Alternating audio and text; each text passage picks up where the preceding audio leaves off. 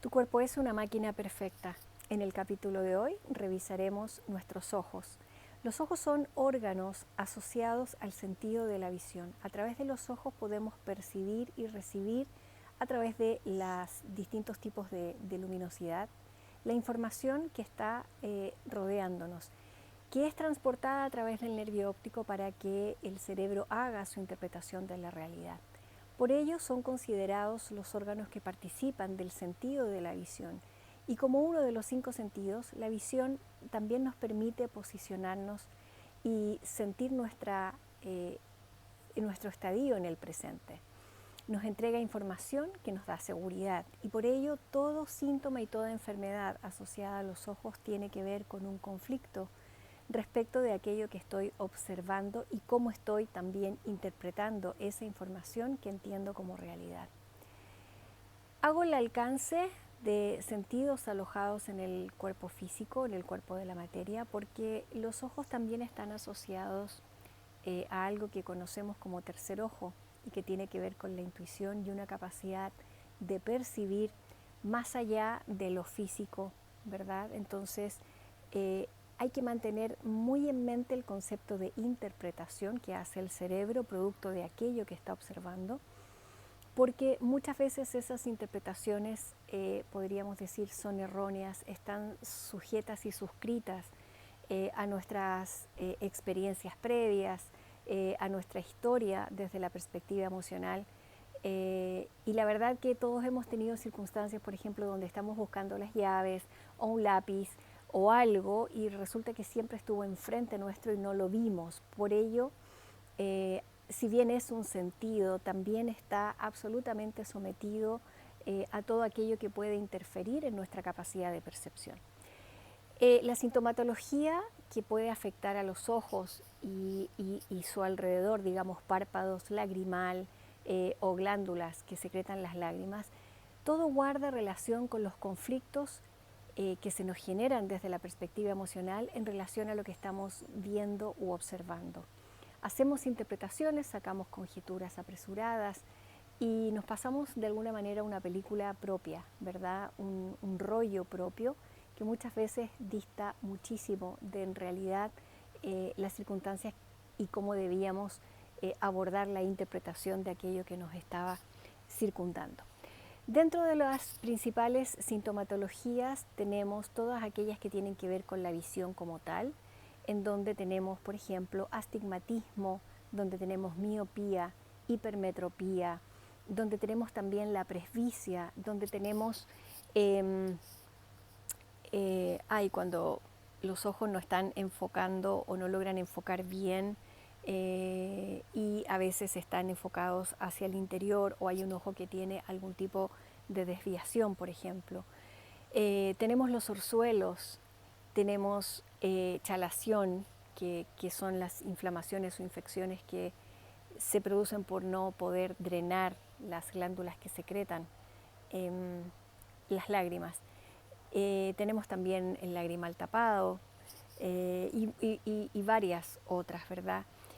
Y es tremendamente importante entender que así sea una disfunción congénita, el que sea congénita puede guardar relación con encarnaciones previas que haya tenido yo y conflictos que arrastro desde entonces. Puede también tener que ver con mi genealogía, mi historia ancestrológica y cómo estoy de alguna forma cargando o haciéndome responsable por esos conflictos o esos bloqueos o esas inhibiciones de mi línea ancestral. Más allá de cualquier cosa, entonces vamos a ir analizando rápidamente algunas de estas que acabo de mencionar. En el caso del astigmatismo, la principal forma en que se presenta es cuando observamos líneas rectas, por ejemplo, un asterisco que tiene líneas, podríamos decir vertical, horizontal y las diagonales, y observamos que alguna de ellas, por ejemplo, es más gruesa o a nuestra visión parece más gruesa. Y si eso lo proyectamos, digamos, a líneas o perspectivas que estamos observando a la distancia, lo que hace el astigmatismo en realidad es deformar esas líneas, por lo tanto no se logra ver con cierta nitidez o en algunos casos se confunden letras o números.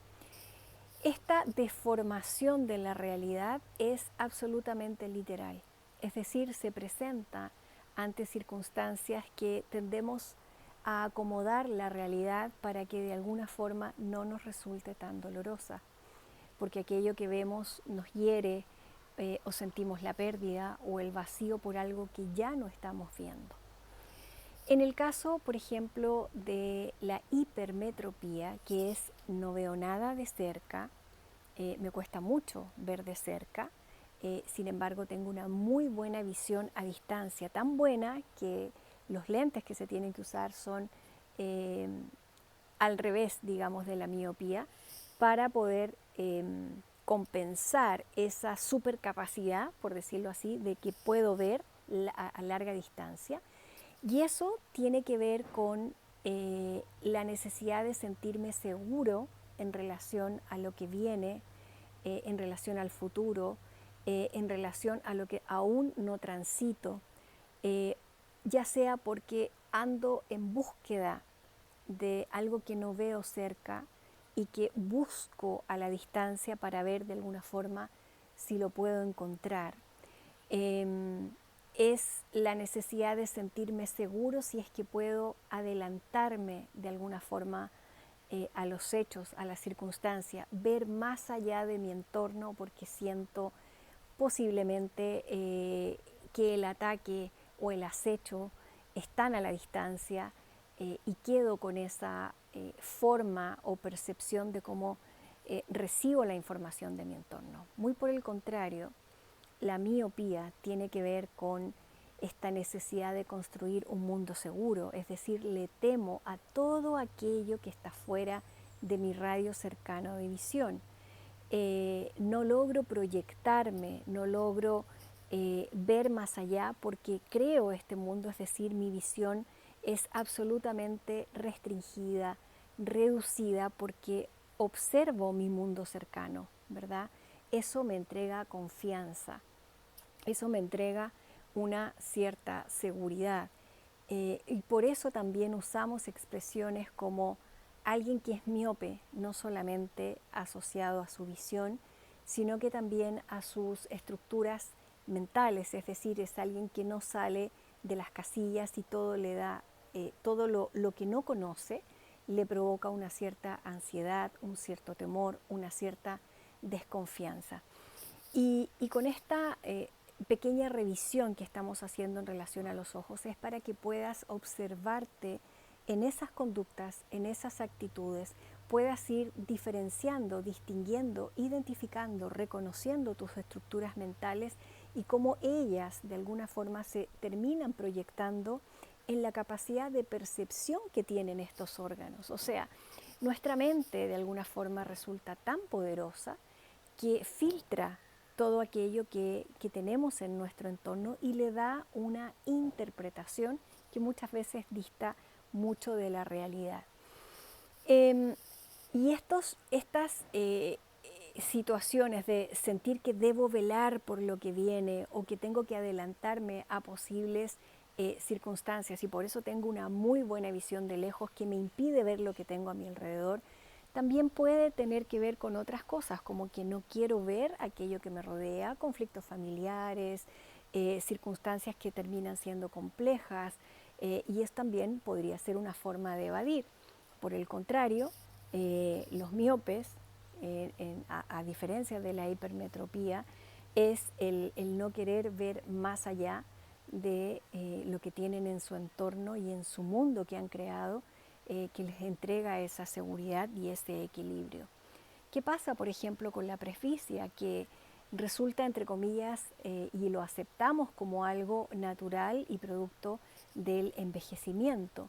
Pero la verdad que se va presentando después de los 40 años en la mayoría de los casos y hay una serie de músculos que ya no están funcionando como debieran en relación a el ajuste para poder enfocar. Por eso empezamos a necesitar tomar cierta distancia para poder leer, por ejemplo, y ver con mayor comodidad. Pero ¿qué pasa después de los 40 si nos ponemos a entender la vida misma en este tránsito? Para muchas personas resulta que de pronto se dan cuenta que pueden estar comenzando a vivir la segunda mitad de la vida, que el tiempo que queda, quizás en qué condiciones lo voy a vivir, o me tengo que hacer a lo mejor cargo de adultos mayores que tengo, no necesariamente padres, pueden ser tíos cercanos o gente que me están mostrando lo que va a ser, por ejemplo, la vejez, o puedo tener a esa edad una pérdida de trabajo, circunstancias que cambiaron abruptamente en mi vida y en realidad me cuestiono que a lo mejor ya no tengo las mismas ganas, la misma energía, el mismo ímpetu. Y es todo una serie de formas que tengo de percibir los desafíos que se me están presentando. ¿Qué pasa con los orzuelos? Que son estas infecciones que se producen en las glándulas que están secretando lágrimas, infecciones virales o bacterianas que ingresan a través de estos conductos, se alojan en la glándula y se genera una infección. Los orzuelos guardan bastante relación con la necesidad que tengo de imponer a veces ciertos puntos de vista. O sea, yo lo observo de cierta manera y trato de alguna forma de imponer. También es bastante importante entender que el ojo derecho tiene y guarda relación con aspectos del ser que son distintos al ojo izquierdo. Todo el costado derecho es una energía que emana de nosotros y que tiene un carácter masculino, es decir, es una energía que se da, que se entrega, y el ojo izquierdo es más bien femenino, que recibe, es más bien pasivo.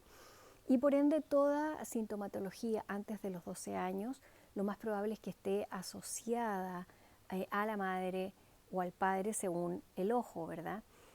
En la adolescencia y en la adultez, el ojo derecho va a tener que ver con aquello que yo percibo y juzgo en juicio, y el ojo izquierdo es en cómo yo percibo que el otro me ve y cuánto me puede, por ejemplo, llegar a importar la opinión que el otro tenga de mí o cómo el otro me vea y cómo yo viva en función de eso. Entonces, es importante considerar dónde tienes la sintomatología, qué te está diciendo el ojo derecho, qué te está diciendo el ojo izquierdo. En el caso de los, se me olvidó la palabra, son muy parecidos a los orzuelos, está en la publicación completa que hice hace algunos días atrás, chalación creo que es la palabra, que a diferencia del orzuelo, no es una infección que ingresa a través de la glándula, sino que la glándula de alguna forma se tapa y la lágrima no puede salir.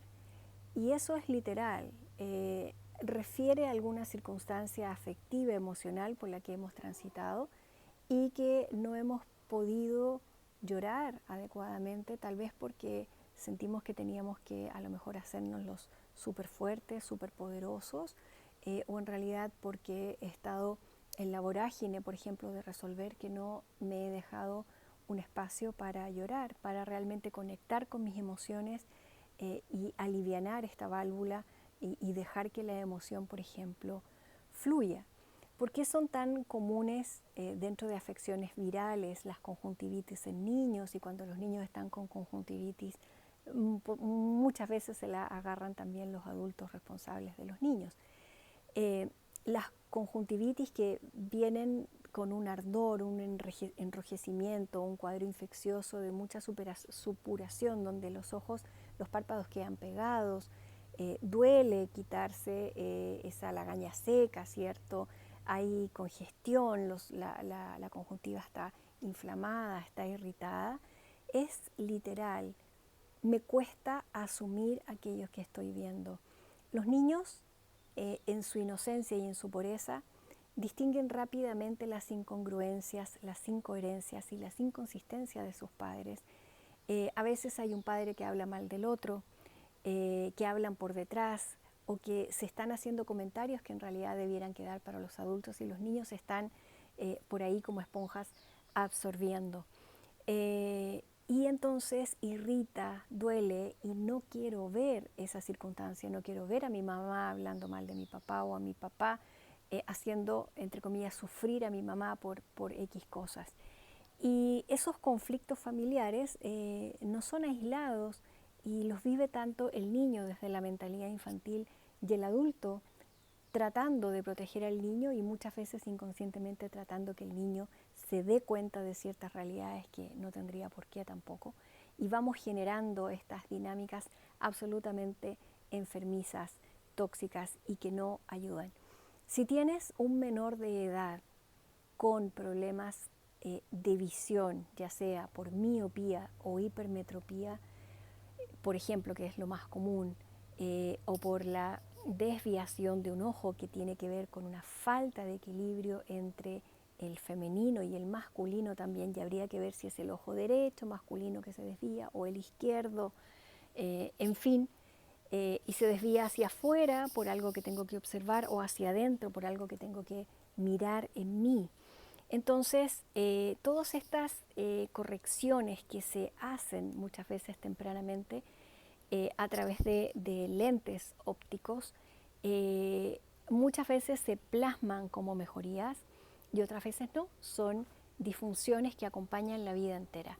Pero sería importante que como adulto responsable, si tienes niños con algún tipo de sintomatología dentro de su campo visual, que prestes atención de qué manera tus propias estructuras y marcos de creencia pudieran estar siendo traspasados, tus propios temores, la forma en que ves la vida. Muchas veces siempre estamos educando al niño desde el riesgo, desde el grito, desde el cuidado, desde la ansiedad, desde el que levántate rápido, corre, que vamos a llegar atrasado, que voy a llegar atrasado al trabajo, que por qué no te levantas temprano, etcétera, etcétera, etcétera. Y vamos metiéndolos en una vorágine que dista mucho en realidad de cómo el niño está de alguna forma percibiendo el entorno. Así es que hazte responsable de no traspasar tus propios temores, tus propias formas de ver la vida.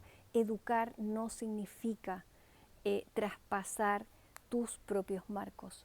Educar tiene que ver con dar el espacio para que sea el otro el que descubra, tomando por supuesto resguardos, precauciones y cuidados, pero es muy distinto de imponer un punto de vista y de hacer que el otro vea la realidad como tú la ves. Recordemos que cada uno de nosotros es un ser consciente, es un alma que trae una impronta divina y que cada uno tiene un proceso de evolución y de aprendizaje muy diferente. Así es que si te resultó interesante esta información, también te invito a revisar la publicación completa en Facebook, que busques también distinta información que existe y que te empieces a hacer responsable de la sintomatología que simplemente está mostrando una disfunción a partir de un conflicto que te genera aquello que estás observando. Así es que comparte, dale me gusta y si aún no lo has hecho, suscríbete al canal. Nos vemos muy pronto.